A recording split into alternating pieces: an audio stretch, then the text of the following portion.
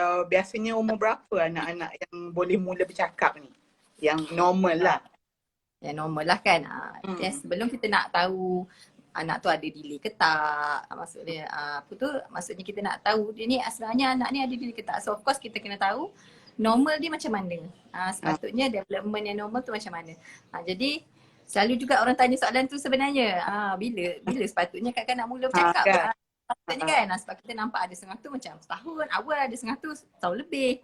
Jadi dia sebenarnya kalau kita tengok bila kanak-kanak perlu ataupun sepatutnya dah ada perkataan, perkataan bermakna dipanggil first word, macam first word lah perkataan yang bermakna. Biasanya dalam umur setahun ke setahun setengah, dalam range tu. Dia bagi range, dia bukan tepat setahun tu. Tapi kita bagi range. Setahun ke setahun setengah sepatutnya dia dah start ada first word, dah ada perkataan yang bermakna yang dia boleh sebut. Walaupun dia sebut dengan pelat, is okay. Yang penting ada makna. Ada mama tu tanya, macam mana nak detect anak tu lambat bercakap? Seterusnya lah tu soalan seterusnya kan. Ada masalah percakapan. Okay, dia macam mana nak detect tu, dia yang paling mudah macam ni. Kita kena tahu yang normal. So kita compare dengan anak kita. Tu je.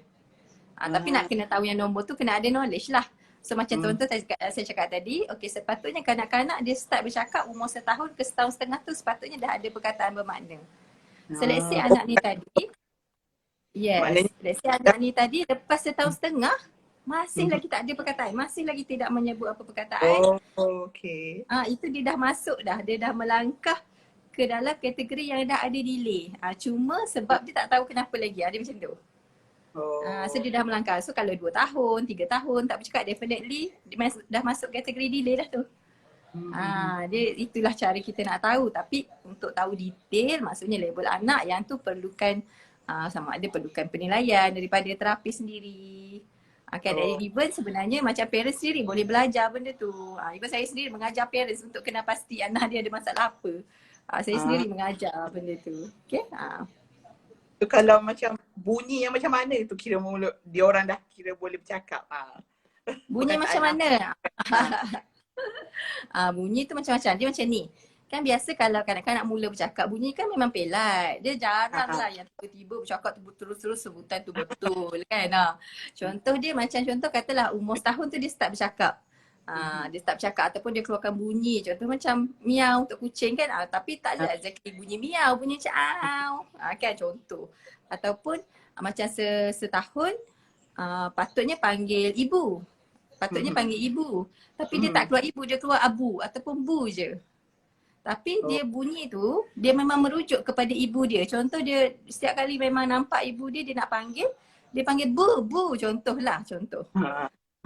Maksudnya itu dah dikira sebagai perkataan bermakna. Dia bunyi lain, budak-budak tu bunyi dia lain-lain. Ada setengah bunyi abu, ada setengah bunyi bu, ada setengah macam kalau kita kata macam bunyi bola, dia bunyi la je, kadang bunyi ba je. Tapi yang penting sebutan tu maksudnya kalau setahun ke 2 tahun tu kita boleh abaikanlah sebutan yang pelat tu. Kira dia memang akan pelat. Tapi yang penting dia ada makna. Itu yang paling penting. Maksudnya perkataan tu dia memang ada makna. Kalau dia kata bar, merujuk kepada bola, setiap kali main bola memang dia sebut bar benda tu. So itu dah dikira sebagai first word. Dia kira sebagai perkataan bermakna dah. Dah macam kita dah kira, itulah ada perkataan dah tu. Macam tu. Ada Bukan Mikaela ni tanya, tanda-tanda anak nak mula bercakap tu macam mana? Tanda-tanda nak mula bercakap. Tanda-tanda nak mula. Okeylah, dia biasa sebelum kanak-kanak bercakap. Yes, kita memang dia ada sign tau. Dia ada sign. Sebenarnya kanak-kanak perlu dapat certain sign, skill untuk membolehkan dia bercakap. Tapi kalau ada certain sign, dia membuatkan kanak-kanak tu delay. So sign awal untuk kanak-kanak tu yang dia akan boleh bercakap adalah yang pertama sekali, dia faham arahan. Dia start dulu macam masa baby sebelum setahun tu dia dah start faham arahan. Maksudnya arahan simple kita bagi, macam kita minta benda dekat dia boleh bagi. Simple-simple lah, mama nak contoh dia boleh bagi. Okay, satu. Ataupun kita kata macam ataupun satu lagi, tu faham simple arahan and dia dah start boleh tiru gesture dan guna gesture. Contoh dia macam kalau kita kata bye-bye, dia boleh bye-bye balik. 8 bulan, 9 bulan dia dah boleh guna gesture dulu. Maksudnya bila dia boleh start guna gesture, dia dah faham nanti later on bila dia dah start boleh sebut perkataan, dia akan gunalah, dia akan cakap sebut benda tu. Macam sebelum ni dia guna gesture je, lepas tu nanti dia akan guna baiklah pula. Dia faham satu lagi dia start guna gesture. Dan ada setengah tu dia akan start tiru apa? Tiru aksi dulu, lepas tu dia mungkin akan start tiru bunyi-bunyi macam kita buat bunyi kucing. Bunyi-bunyi, dia tak sebut perkataan lagi tapi bunyi-bunyi macam miau ataupun kita kata kuek-kuek-kuek, dia pun cuba tiru walaupun tak exactly sama. Itu dah tanda-tanda dia nak menghala ke arah nak sebut perkataan bermakna lah tu. Tapi kalau yang tu tak ada, itu patut dirisaukan lah. Let's say tiru aksi semua tak ada, gesture babai semua tak ada, faham arahan pun tidak. Yang tu maksudnya kita kena risaulah, takut anak ni nanti akan ada delay later on. Dia macam tu. Okay. Dia Mama Ali, normal ataupun speech delay untuk baby setahun 9 bulan, just ada 20 perkataan bermakna. Setahun 9 bulan? Setahun 9 bulan ada 20 perkataan bermakna je kata dia. Bagi saya kalau setahun 9 ada 20, okey lah, dia masih dalam range yang okey. Range yang okey. Cuma kena monitor bila dia dah masuk 2 tahun, dia nak masuk 2 tahun, dia kena ada at least dalam 50. Sekurang-kurangnya. Nak masuk 2 tahun kena 50. So maksudnya dia kena monitor lah, macam sekarang okey dah ada 20, so kena tingkatkan lagi. Maksudnya kita kena sentiasa menambah dia punya perkataan tu supaya dia meningkat. So nanti bila by 2 years old, by 2 tahun, dia dah ada paling kurang, sekurang-kurangnya lah, minimum 50. Kalau banyak baguslah. Dan masih purata. Tiap-tiap umur tu ada dia punya patah perkataan yang tu. Yes. Tiap umur tu dia ada sepatutnya berapa banyak yang dia patut dah ada. Ada purata lah, kita panggil purata. Tak adalah exactly sama tapi purata. Okay. Kalau orang kata betul ke Puan, kalau kerap berborak dengan anak boleh buat anak banyak cakap semua tu, betul ke? Betul, dia in a way secara kita panggil secara logiknya memang betul lah. Maksudnya kita nak anak tu banyak bercakap, of course kita kena bagi banyak dekat dia. Kita nak dia keluar banyak kan? Kita nak dia keluar banyak. Of course secara literalnya, secara directnya kita boleh kata, of course kita kena bagi banyak. Kan? Memang orang cakap kalau kita selalu berbual, tapi sebenarnya berbual dengan anak pun ada teknik. Dia ada teknik sebenarnya. Walaupun anak tu anak yang tak ada masalah, actually dia ada teknik. Kadang-kadang orang tak perasan dia buat benda ni, tapi itu adalah teknik yang betul. Dia ada teknik. Ada certain orang mungkin teknik dia salah dan membuatkan anak tu lebih suka dengar kita bercakap daripada dia bercakap. Dia jadi macam tu pula. So maksudnya betul, maksudnya kena banyak cakap dengan anak tu, yes. Cuma if kalau let's say anak tu memang dah ada delay, sometimes bercakap banyak pun dia tak akan memberi improvement disebabkan apa, maksudnya mungkin ada isu-isu lain yang menyebabkan anak tu lambat bercakap. Dia ada isu lain. Contohnya anak tu mungkin ada masalah dengan masalah tumpuan, dia tak boleh nak fokus, memang tak boleh nak fokus. Macam tu. So bila anak yang tak boleh nak fokus, so kalau kita bercakap banyak macam mana pun dengan dia, dia still tak boleh nak catch up. Still tak boleh nak pick up. So maksudnya dia ada faktor lain yang membuatkan anak tu tadi tak boleh pick up. Jadi kalau kita berbual banyak dengan dia pun still anak tu tak boleh nak pick up juga. So kita kena settlekan dulu isu-isu yang ada. Tapi secara umumnya yes, memang kena banyak cakap dengan anak. Secara umumnya yes. Okay, tajuk kita pun pasal aktiviti kan? Aktiviti ni kan? Apa parent aktiviti yang mudah untuk ajar anak bercakap tu? So untuk disesuaikan, untuk kita sesuaikan dengan PKP ni kan. So PKP ni pun kita tak tahu bila akan berakhir dan kita doa benda ni cepat berakhir, tapi kita still tak tahu bila akan berakhir. Dan sekarang pun saya tengok dah sebulan, almost sebulan lah kan, sebulan ni macam parents ramai yang macam tak tahu nak buat apa dah. Especially kalau ada anak yang delay pula kan, yang lambat cakap pula. So dah sampai tahap nak buat aktiviti apa dah ni. Dia macam tu dah tak tahu dah nak buat aktiviti apa dalam rumah kan. Jadi sebenarnya saya selalu cakap kat parents, kata sebenarnya banyak je aktiviti yang tak perlukan guna material yang fancy-fancy, tak perlukan guna mainan yang mahal-mahal untuk kita tolong anak kita untuk bercakap pun sebenarnya. So yang pertama sekali adalah Yang pertama sekali of course kita nak kena main dengan anak lah. Ada kanak-kanak dia punya fitrah dia bermain kan. So yang pertama kali kena so nak main, tapi nak main apa? Kan nak main apa tu yang penting. Okay, so yang pertama saya selalu kata okey lah, kalau kata let's say kat rumah ada mainan, contoh mainan yang kereta, sikit-sikit lah mainan simple Lego, puzzle ke, boleh guna, tapi cuba kreatifkan dan gunakan dalam situasi ataupun dalam cara bermain yang berbeza supaya dia tak boring kan. Contoh macam ni, kalau ada kereta, sebab kita nak menggalakkan anak tu untuk main, jadi sometimes kita pun kena main sekali, kita tak boleh suruh dia je main. Dan of course kita kena main sekali sebab kita nak bagi rangsangan bahasa. Kita nak ajar dia untuk dia bercakap. Jadi kalau dia main seorang-seorang tak tercapai lah kita punya tujuan untuk dia bercakap tu. Kan? So mungkin boleh guna macam kereta, kita buat jalan guna kita punya sofa dekat rumah, guna kita punya cushion. Tak perlu pun ada jalan je cantik kan. Lukis sendiri pakai kertas ke cardboard ke kotak-kotak tak guna ke buat bentuk. So asalkan dia permainan yang jenis kita panggil sebagai permainan imaginatif, anak tu kena imagine. Dan juga permainan kita panggil sebagai pretend play. Pretend play ni maksudnya kita lakonkan sesuatu, kita lakonkan benda tu. Kan macam contoh kita buat kotak, kita buat rumah, okay, duduk kat dalam tu contoh dia. So itu adalah kita panggil sebagai pretend play untuk galakkan anak tu supaya dia berfikir. Itu salah satulah. Okay, salah satu. Tapi yang paling selalu saya sarankan pada parents adalah gunakan aktiviti harian ataupun rutin harian untuk ajar bercakap. So sebab kat rumah of course dia ada rutin, of course ada benda yang kita selalu buat dekat rumah kan. Contoh katalah let's say ramai adik-beradik lain, tak sempat lah mak ni nak duduk menghadap anak ni seorang kan. Jadi apa yang boleh dibuat, dia kata biasanya kita nak ajar bahasa ni, maksudnya dia bukannya dalam sehari tu okey sejam je ajar bahasa, ajar bercakap sejam je. Dia bukan, tak adalah macam tu. Okay, so saya kata tadi gunakan aktiviti yang melibatkan rutin harian. Contoh dia macam ni. So bila kita nak ajar anak bercakap kan, bersembang, tak kisahlah sama ada delay ataupun tak delay. Okay, so kita still kena ada interaction dengan anak-anak sebab kita nak create bonding, kita nak create interaction dengan dia, betul tak? Walaupun anak tu tak delay sekalipun, still boleh buat benda ni, tak ada masalah. Alright? So ini yang boleh buat everyday, boleh buat setiap hari, boleh buat sepanjang masa. Kita tak perlu nak pilih timing. Sebab kalau kita nak main macam saya kata buat pretend play semua tu dia kena ada timing kan, dia kena ada masa yang kita kena spend. Tapi yang ini memang kita boleh buat terus pada masa tu. Sebagai contoh macam ni, saya kata saya bagi idea pada parents, saya kata okay, ajak je anak untuk bantu kita ataupun join sekali bila kita buat kerja rumah. Contoh dia macam ni, contohlah time nak basuh kain, kita nak basuh kain.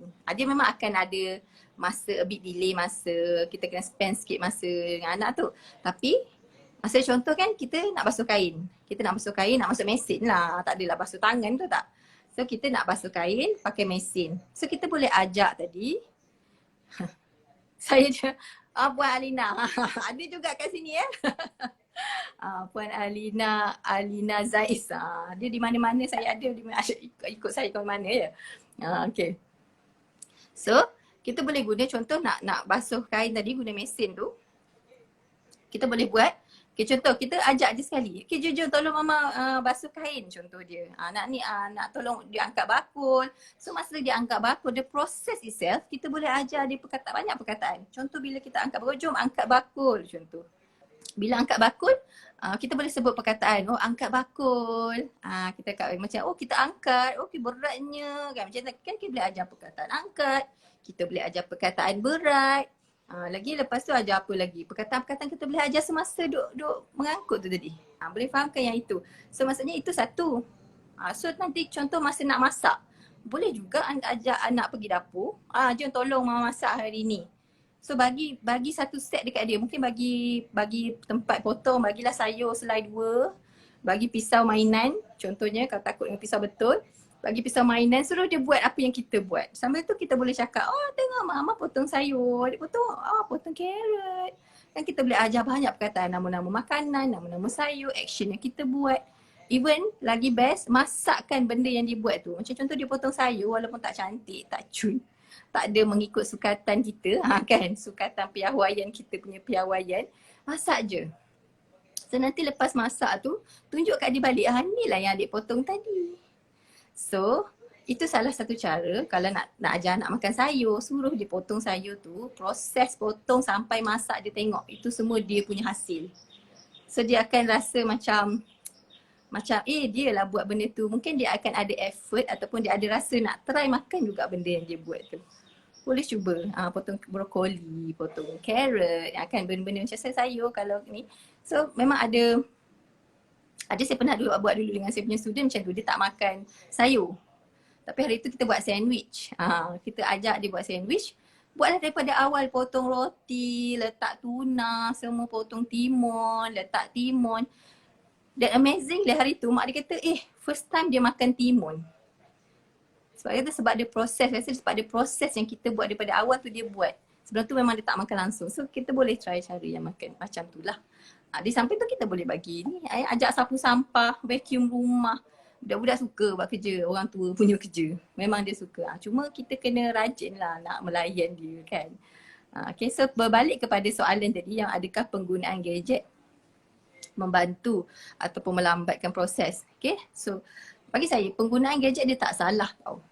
Kadang-kadang kita yang salah guna. Gadget tu tak salah. Yang salah guna tu kita.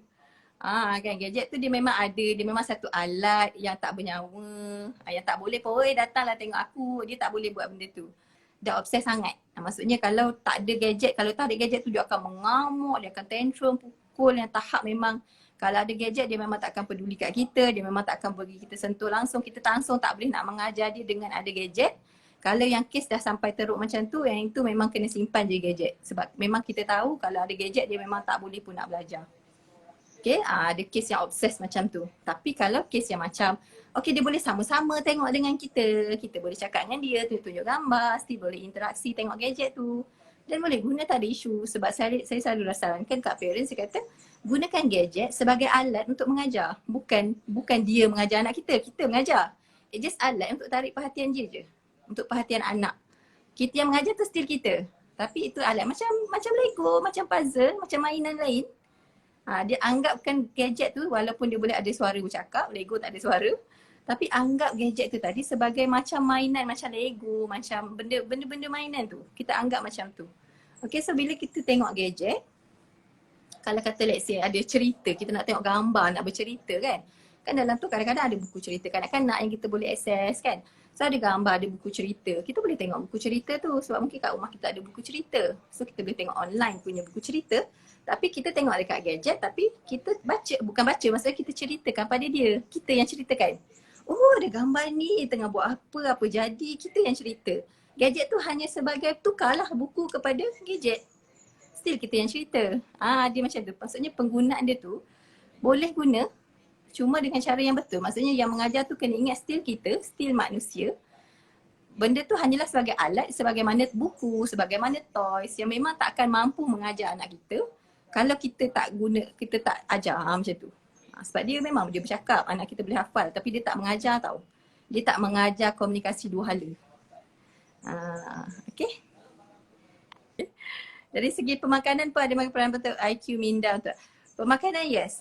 Saya tak nafikan pemakanan ada efek untuk development kanak-kanak. Dan of course dalam setiap perkembangan kanak-kanak kan pemakanan kan penting. Kalau tak cukup nutrien macam mana otak nak develop. Sebab itulah keluarnya susu dengan DHA, EHA, whatever A. Kan sebab dia kata benda-benda tu tadi bagus untuk merangsang otak kanak-kanak. Bukanlah kalau ada dia makan benda tu terus jadi pandai. Tak, still kena ada rangsangan. Cuma maksudnya otak tu jadi lebih aktif untuk menerima rangsangan. Dia mudah proses rangsangan tu. Okay. So jadi dari segi pemakanan, yes. Bukan ada kaitan, maksudnya memainkan peranan juga. Let's say anak tu tadi sampai besar, sampai 3-4 tahun masih lagi just minum susu je. Tapi tak makan sayur, maksudnya tak makan makanan yang kita makan lah. Makanan orang yang biasa makan nasi, ayam, daging, maksudnya nutrien tu cukup. So ya kalau yang macam tu, kita takut macam mungkin ada isu dari segi nutrien intake yang tak cukup. Jadi otak ada masalah untuk aktif otak, maksudnya sel-sel otak tu nak develop mungkin dia perlukan nutrien. Akan ada efek juga, cuma tak adalah terlalu, kita panggil terlalu kritikal tapi ada efek. Okay, ada efek. Saya tengok balik. untuk bagi anak ingat perkataan-perkataan dalam aktiviti harian kena buat hari-hari dan ulang supaya yes betul. Betul, kalau kita nak anak ingat dan faham memang kena buat hari-hari dan berulang-ulang.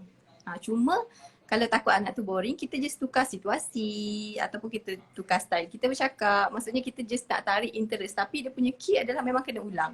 Nak ulang macam mana itu bergantung, tapi yang penting supaya still kena ingat memang kita nak ulang, tapi interest anak-anak tu kita kena tahu macam mana nak tarik interest dia. Mungkin kena tukar mainan lain, mungkin kena tukar rewards lain, aktiviti lain ke, tapi still goal kita nak ajar perkataan macam tu. Okay, sebab kita still nak tarik minat dia untuk attend pada kita. Okay, betul soalan tu. Kalau 2 bulan ada bahasa alien, normal. Tapi dah ada, patut kalau dah ada first word, dah ada perkataan bermakna, campur dengan bahasa alien normal lah. Apa solusi? Okay, apa solusi untuk mak ayah jika anak-anak yang lambat bercakap? Okay, solusi yang pertama yang anda boleh buat, okay, yang pertama sekali selalu saya kata okay lah. Kalau memang let's say memang tak tahu langsung, tak tahu nak buat macam mana, yang pertama sekali memang kena selalu orang akan terus pergi kepada hospital lah. Okay, dia sama ada pergi hospital ataupun ada satu je cari center-center yang berdekatan untuk dia pergi, yang jumpa dengan speech therapist. Yang so speech therapist akan buat assessment, tengok anak ni masalah apa. Kan, dia just, dan dia akan ajarlah kena buat macam mana. Okay, tapi PKP ni of course lah tak boleh pergi sebab center-center semua tutup kan. Jadi dan kalau ada appointment pun selalunya orang tak pergi. Okay, and then tapi kena ingat kalau dekat hospital waiting list dia panjang, sangat panjang. Biasa appointment dia kalau paling pendek 3 ke 4 bulan. Dia punya jarak tu 3 ke 4 bulan sekali. Kalau center-center mungkin boleh dapat kerap seminggu sekali, tapi cost dia lah. Dia isu cost lah kalau center, dan kebanyakan tempat kalau yang di luar Klang Valley mungkin susah sikit nak jumpa. Kalau di luar Klang Valley, kalau dalam Klang Valley insyaAllah ada banyak juga. Tapi kalau di luar Klang Valley mungkin susah sikit nak jumpa. Okay, itu salah satu cara. Cara yang kedua, belajarlah, cari ilmu, belajar. Yang itu saya selalu tekankan, walau dah pergi terapi still kena cari ilmu, belajar macam mana nak buat dengan anak tu kat rumah. Sebab definitely kalau pergi terapi pun mesti kena buat kat rumah. Dia bukan pergi terapi terus lepas tangan, okay, terapi buat everything. Sebab kalau kita jumpa doktor pun, kalau kita demam, kita balik kita kena makan ubat sendiri kan. Bukan doktor tu tolong suapkan. Dia macam tu. Okay, so walaupun pergi terapi dah tahu masalah anak apa, sebab terapi tu boleh assess. Okay, boleh bagi tahu okay, kenapa anak jadi macam tu. Dan balik kena continue buat dekat rumah. Kena belajar juga teknik-teknik. Macam mana nak bercakap dengan anak, macam mana nak bagi rangsangan pada anak, macam mana nak buat aktiviti. So dia macam tu. Okay, so dia memang kalau lambat bercakap, memang nak tak nak memang kena ajar balik. Memang kena maksudnya ada teknik untuk kita ajar balik bahasa tu pada dia. Right? Adakah elok untuk ajar anak mula bercakap dengan memperkenalkan bahasa pelat? Minum cucu, makan acik. Kalau kita perkenalkan bahasa pelat macam tu dengan dia akan sebut macam semacam kita cakap lah. Sebab dia macam ni tau. Contohlah kita nak belajar bahasa Arab. Bahasa Arab pula. Bahasa apa kan? Bahasa Mandarin ke. Bahasa lain lah yang bukan bahasa kita. Just imagine sekarang kita nak pergi kelas bahasa Mandarin. So orang Mandarin tu dia cakap dengan kita tapi dia cakap pelat. Of course kita akan tiru apa yang dia cakap sebab kita tak tahu betul ke tak. Kita tak tahu pun sebutan yang betul macam mana. Kita tak tahu pun sebutan yang salah macam mana. Sebab kita have no idea macam mana perkataan tu disebut. So let's say kita ajar masa kecil kan, masa anak tu tengah membesar, kita cakap akan makan acik, nak cucu ke. Of course dia akan ingat cucu tu adalah perkataan yang betul untuk susu. Dia mana tahu perkataan yang betul susu. Dia tahu cucu. So lepas tu nanti dia akan sebut cucu lah. So nanti bila dia sebut cucu jangan marah sebab itu yang kita ajar dia. Dia akan sebut sebagaimana kita sebut. Sebab itulah yang dia dengar dan itulah yang bagi dia betul. Nak ajar boleh tapi kalau anak tu cakap pelat dan kita tak boleh nak salahkan dia. Contohlah ada satu kes ni. Parents cakap kenapa anak saya tak boleh sebut kereta? Dia tak boleh sebut kereta. Lepas tu saya kata lah, okay, mak sebut apa kalau saya tunjuk kereta, mak sebut apa? Kereta. Dah tu macam mana nak sebut kereta dah mak sebut kereta. Anak taklah sebut kereta. Sebab kita cakap, kita sebut nama tu kereta. Kereta bukan kereta. Of course dia tak tahu nama benda tu adalah kereta. Dia tahu kereta sebab kita sebut kereta. Ya, dia bergantung pada apa yang kita gunalah. So depends, kalau okey anak cakap pelat dan tak apalah. Cuma kadang-kadang tu kita tercakap, tapi seelok-eloknya guna bahasa yang betul teruslah. So tak adalah isu nanti dia pelat kita nak kena betulkan pula lagi satu hal. Kan? So just sebut secara betul je. It's okay kalau anak tu sebut tak betul, dia pelat, itu sebab dia tak boleh lagi nak sebut bunyi tu dengan betul. Dia masih lagi belum boleh sebab dia belum matang lagi dekat dalam mulut dia ni. Lidah dia, jaw dia, semua belum matang per development dia. So that's why dia pelat. Tapi bila dia makin membesar, dia dengar perkataan yang betul, bukan dia tak dengar. Tapi bila dia makin membesar, dia akan cuba betulkan bunyi tu. Sebab dia tahu dia salah sebut sebenarnya. Tapi dia sebabkan dia tak boleh nak sebut dengan betul, so it's okay. Dia akan pelat dulu. Alright? Ada tak mainan khas? Tak ada. Dia tak ada mainan khas untuk anak yang lambat bercakap, memang tak ada. Dia any activity yang kita boleh introduce vocab yang kita guna everyday. Sebenarnya dia tak bukanlah complicated. Maksudnya bila kita nak ajar anak bercakap, bahasa yang kita gunakan pada anak tu, perkataan-perkataan yang kita introduce pada anak tu, yang kita ajarkan pada anak tu adalah perkataan yang memang everyday kita guna. Dan perkataan tu yang mungkin anak tu juga akan guna dalam life dia. Kita tak perlu guna perkataan ataupun ajar dia perkataan yang terlalu bombastik yang memang dia tak ada dalam kamus hidup dia. Yang mungkin dia memang tak akan guna pun sepanjang hidup dia. Macam tu. Kenapa kita nak kena ajar? So kita ajar perkataan yang memang everyday use.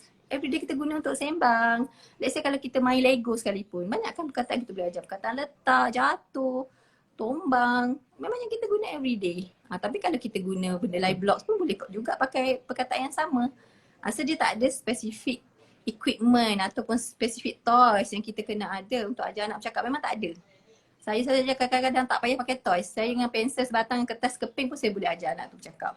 Tapi kena tengok anak tu macam mana lah. Kadang kertas dengan pensel, kita lukis gambar. Okay, kita nak main teka gambar hari ni.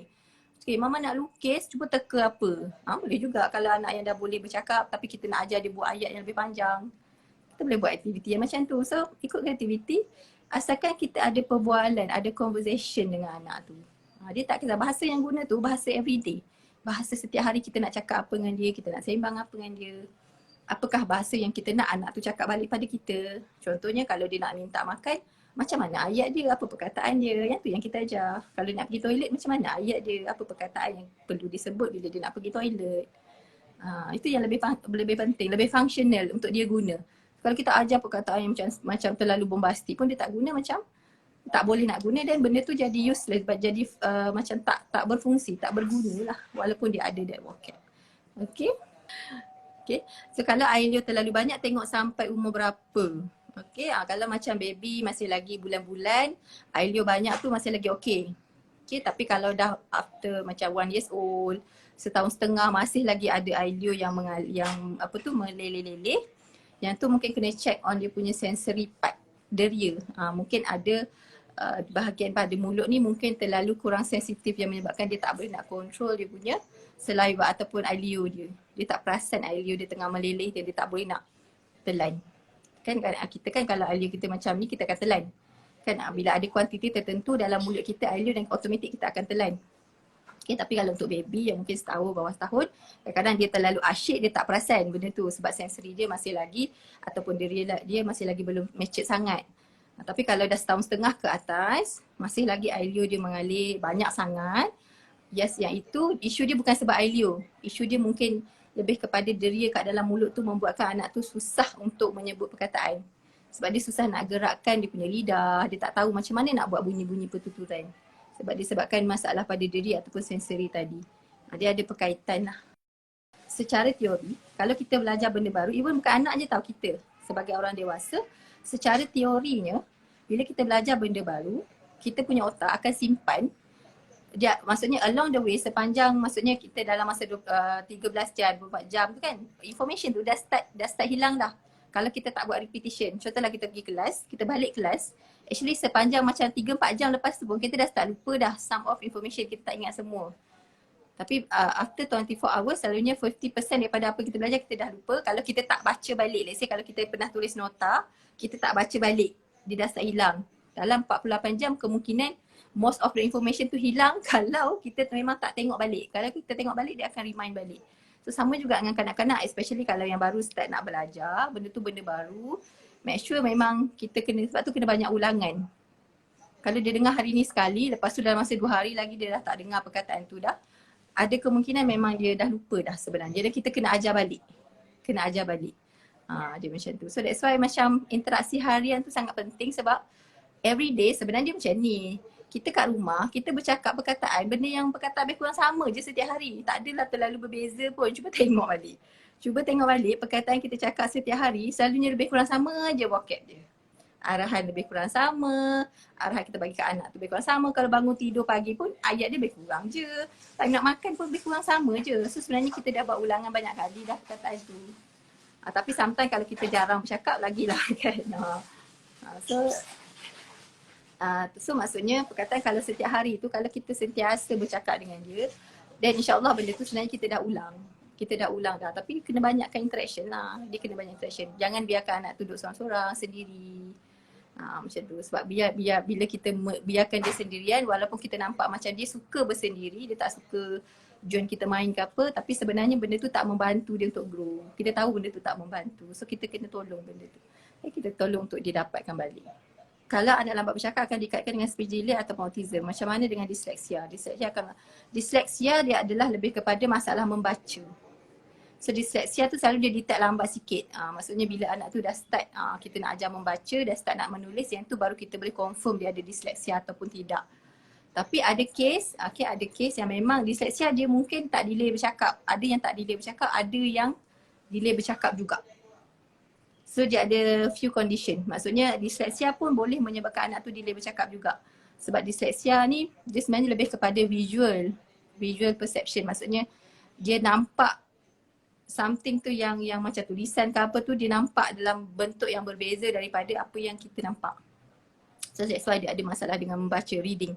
Tulisan terbalik ataupun kalau tak terbalik pun memang dia jadi bentuk yang totally different daripada apa yang kita tengok. Dia nampak tu tak sama dengan apa yang kita nampak. Dia macam tu. Okay, dia visual. Maksudnya persepsi apa yang penglihatan. Sebab otak dia mentafsir benda tu differently. Dia tak salah. Maksudnya bukan tafsir salah. Dia tafsir differently, berbeza. So untuk anak disleksia dia ada mungkin. Ada juga anak disleksia yang ada speech delay. Ada yang tak ada. Ada yang tak ada. Ada yang ada dua-dua, ada yang tak ada. Alright? 2 soalan lagi. Rasa macam dah terlebih. Saya baru baca ni punya mesej tu. 2 soalan lagi saya pilih. Banyak. 2 soalan lagi Amin 2 2 Okay. Aku nak minta kebenaran ni. Saya short sendiri.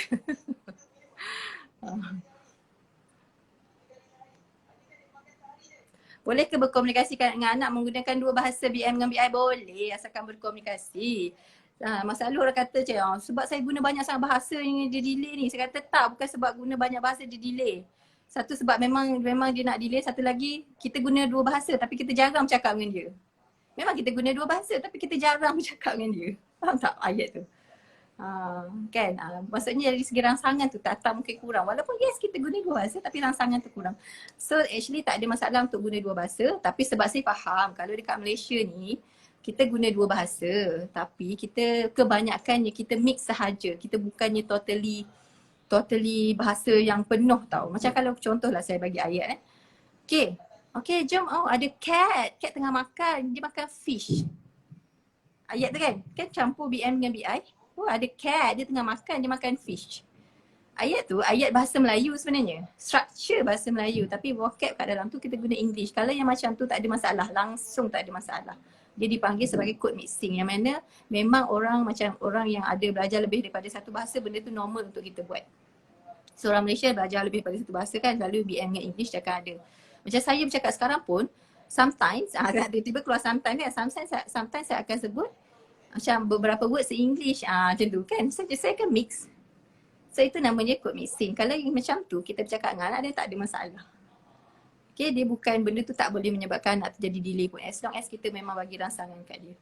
And then sebenarnya kalau let's say lah kalau dalam family tu ada seorang cakap bahasa Melayu penuh, seorang cakap English penuh, sekalipun dia tak boleh, benda tu tak akan membuatkan anak tu jadi delay. Tapi isu dia adalah kalau anak tu dah delay, dia memang dah ada delay, dia dah develop delay. Okay, let's say anak tu memang dah develop delay, dah ada delay. Yang itu yang selalu kita kata, okay jangan guna banyak bahasa dengan dia. Tapi untuk code mixing saya kata tak kisah. Untuk mixing tak kisah. Macam ada cat nak makan fish, cat makan fish. Ada ball, jom main ball. Jom naik car, kan? Itu mixing. Right? Okay. Ini dah tunjuk thank you kat saya kena berhenti. Okay. So, ini dah tak ada suara. Saya lah yang kena cakap dia. Okay, saya terima kasih Pak Imar jemput saya. Okay, so soalan-soalan tu boleh bertanya, kalau nak bertanya boleh bertanya di saya punya Facebook lah kot. Aisyah Kasim. Facebook saya Aisyah Kasim. Ni IG saya tak kurang sikit. Kalau Facebook saya aktif sikit. So ada banyak persoalan yang terjawab di situlah. Aisyah Kasim. So terima kasih Pak Imar jemput saya. Okay, sikit lah pesanan dari saya. Actually sebenarnya ramai. Saya tengok ramai parent yang concern mengenai anak bercakap ke tak bercakap. Bukan tak concern. Ramai yang concern, ramai yang risau, saya tahu. Cuma sometimes ilmu kita tak ada, ilmu kita tak mencukupi. That's why kita rasa lagi takut. Sebab kita tak tahu nak buat apa. So kepada parents kan, kita kan contoh kita nak breastfeed pun kita cari ilmu kan. Walaupun kita rasa macam breastfeed bagi je lah susu kan. Kita cari ilmu. Apatah lagi kita nak ajar satu skill yang sangat-sangat penting, skill komunikasi dan bercakap kan. Untuk yang menentukan nanti akademik dia, menentukan dia punya future dalam akademik semua. Yang tu of course akan lagi kita perlukan ilmu yang sangat-sangat banyak dan kita kena rajin mencari dan update kita punya ilmu setiap masa. Jadi bagi saya selalu bertindak cepat. Kalau let's say lah ada something yang kita rasa tak kena dengan anak, bertindak cepat. Kalau tak tahu nak pergi mana, pergilah hospital. Pergilah klinik, cakap dekat nurse, okay rujuk saya pada pakar kanak-kanak. Terus je. Tolong rujuk saya pada pakar kanak-kanak macam tu. So daripada situ dia akan guide lah nak pergi mana. Okay, and then kalau isu-isu bahasa ni macam saya cakap lah, boleh cari saya dekat Aisyah Kasim punya Facebook, saya aktif kat situ. Okay, dan insyaAllah kita akan tolong lah dari segi ilmu tu. So bertindak buat something tu je. Okay, terima kasih. Assalamualaikum.